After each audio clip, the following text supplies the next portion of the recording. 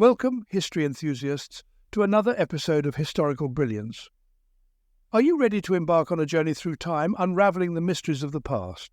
Buckle up, because today we're diving into one of the most enigmatic tales of antiquity. The Library of Alexandria, a beacon of knowledge, a hub of intellectual pursuit, and a mystery that has puzzled historians for centuries. What secrets did it hold? Who were the masterminds behind its creation, and what led to its tragic demise? Join us as we explore the rise and fall of the ancient world's single greatest archive of knowledge. Hit that subscribe button, give us a thumbs up, and let's set sail on this historical adventure. The famous Library of Alexandria, Egypt, was more than just a repository of knowledge. Flourishing for 6 centuries, it was the pulsating heart of the ancient Hellenistic world, the cultural and intellectual centre that once housed 500,000 papyrus scrolls, including works by Plato, Aristotle, Homer, Herodotus, and many others. By the 5th century AD, the library had essentially ceased to exist. Its collections stolen, destroyed, or allowed to fall into disrepair, the library's influence waned. The story of its rise and demise is a complex and dramatic tale, as riveting as any Hollywood movie. Founded by Alexander the Great around 331 BC, Alexandria grew into one of the greatest cities of the Hellenistic period. But who founded the library? Was it Alexander, Ptolemy I, or his son Ptolemy II? Scholars like Willeke Vendrich, a professor of Egyptian archaeology, believe it likely came to fruition under Ptolemy II. A persistent legend tells of an Athenian named Demetrius of Phalerum proposing the grand design. Named the Museum, or Place of the Muses, it was a place of learning rivaling Aristotle's famous Lyceum. Zenodotus of Ephesus, the reputed first chief librarian, was responsible for creating the first critical edition of Homer and editing the work of other ancient poets.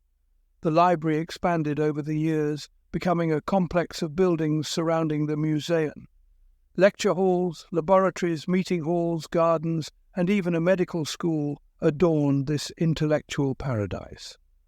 The museum was not a museum in the modern sense, but much more like a university, Vendrich said.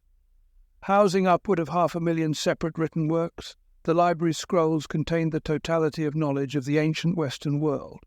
Literary works, philosophical tractates, scientific explanations, religious, mythological, and medical subjects filled the shelves. The archives contained works by the luminaries of classical antiquity. Philosophers, poets, scientists, their works were all housed here. The Ptolemaic rulers sent agents worldwide to find and purchase the oldest and most original manuscripts, sparing no expense. Organizing the scrolls was a monumental task. Callimachus devised a system, classifying the scrolls into divisions based on topics. When the scrolls became too numerous, a second library, the Serapeum, was built, holding over 40,000 scrolls. The library attracted the ancient world's most renowned scholars. Eratosthenes calculated the Earth's circumference. Aristarchus put forward the heliocentric model. Euclid wrote the famous Elements. Apollonius penned the tale of Jason and the Argonauts. Was Julius Caesar responsible for burning the library? Historians like Plutarch and Seneca accused him, but most now agree that the story is likely exaggerated. The library suffered a slow decay over centuries, a prolonged, painful decline. The decline was hastened by dramatic events. The expulsion of scholars, the destruction of the Serapeum, the siege and sack of the city all played roles in lessening Alexandria's importance. Perhaps the greatest influence was simply the decline of Alexandria as an intellectual centre. Rome and Athens gained influence, and political and economic problems, coupled with social unrest, prompted many rulers to invest fewer resources in maintaining the library. From its heyday in the 3rd century BC, the intellectual climate fluctuated, Vendrich said. Some rulers were supportive of the library, others less so. In the long term, this meant the gradual dissolution of the library. Construction projects halted, other academic institutions attracted scholars, and the fortunes of the city waned. By the 7th century AD, when the Arab Caliphate of Omar conquered the city, the library was merely a memory. However, a story by the Christian bishop Gregory Bar Hebraeus, argued that Caliph Omar played a final role in the destruction. The scrolls were allegedly burned in several great conflagrations to heat the city's bathhouses, but this story has now largely been discounted by scholars. Historians and scientists have long lamented the loss of the great Library of Alexandria and the destruction of so much knowledge. It is difficult to say for certain what information might have been lost, as there has never been a full accounting of what exactly the library held in its archives. The legacy of the Library of Alexandria continues to inspire us today.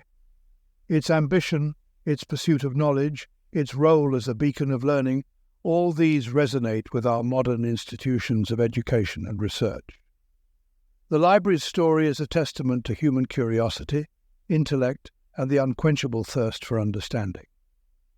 The Library of Alexandria may have vanished, but its spirit lives on. It reminds us of the fragility of knowledge and the importance of preserving and cherishing the wisdom of the ages. In its echoes we find a call to continue the quest for knowledge, to explore, to question, and to never stop learning. And so, the tale of the Library of Alexandria continues to echo through the corridors of time, a testament to human curiosity and the eternal quest for knowledge. If this journey into the past has ignited your passion for history, be sure to subscribe to Historical Brilliance. Like this video, share it with friends, and join our community of history lovers.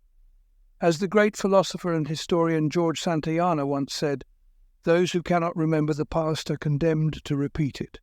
Let us cherish the wisdom of our ancestors, embrace the lessons of history, and look forward to a future filled with hope, understanding, and enlightenment. Your adventure doesn't have to end here. Explore more episodes, leave your thoughts in the comments, and let us know what historical mysteries you'd like us to uncover next. Until next time, keep exploring, keep learning, and stay brilliant.